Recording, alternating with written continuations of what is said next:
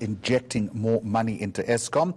Eskom was one of the features of Tito Mboweni's controversial draft economic recovery document. Now, the Labour Federation, Cosatu, says National Treasury should withdraw the document immediately, one of the very stern resolutions that emanated from Cosatu's executive committee meeting. Right on that story for Live at Lunchtime is political reporter Samkele Maseko. Why is Cosatu so upset?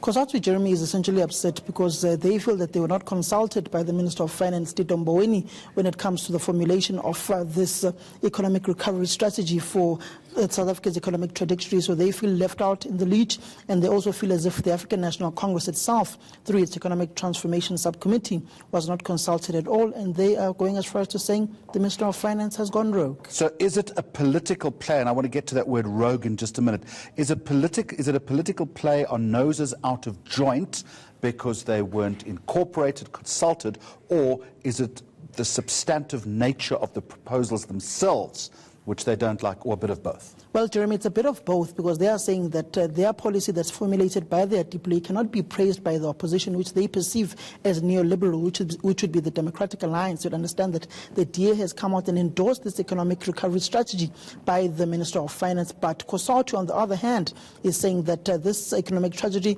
which purpose does it serve? Where was it formulated? Why didn't it go through Cabinet? But let's just listen to Cosatu's Deputy General Secretary, Soli Petro, speaking on this matter. We have some questions about this draft economic recovery strategy document. What is the status of this document? Why release a document to the public before it has gone to the cabinet? Who will be responsible for it? What if it is divested to existing policies? This document is trying to exploit our economic crisis by pushing a right-wing agenda that was defeated in several ANC conferences.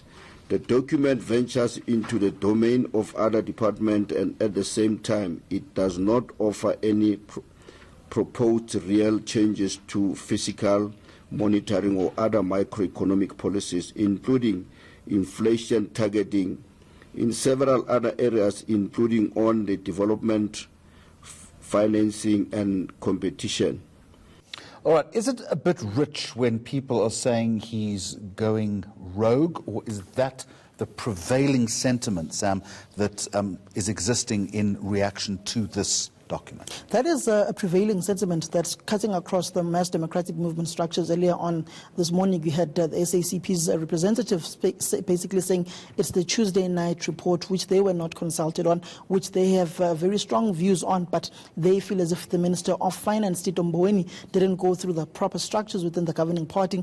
And some of the proposals in this particular strategy by the Minister of Finance don't speak to the ANC's conference resolutions on economic transformation that took place at the 2017 NASREC conference. You've also had question marks also being raised by some of my sources I've spoken to in the presidency, basically saying that they too, including the president, may have not had sight of this particular document by the Minister of Finance. And they are saying that they are not commenting on this particular issue, and the Minister of Finance himself, Tito Mboweni, must comment on his particular document on the economic recovery strategy for the country, including the ANC itself, through its spokesperson, Pule Mabe, yesterday, basically saying they will study the report. It's the first time they are having sight of it. Question is, why is the Minister of Finance not using the ANC's economic transformation subcommittee to push through an economic strategy for the country, where the economic nub of the country is being debated in the governing party?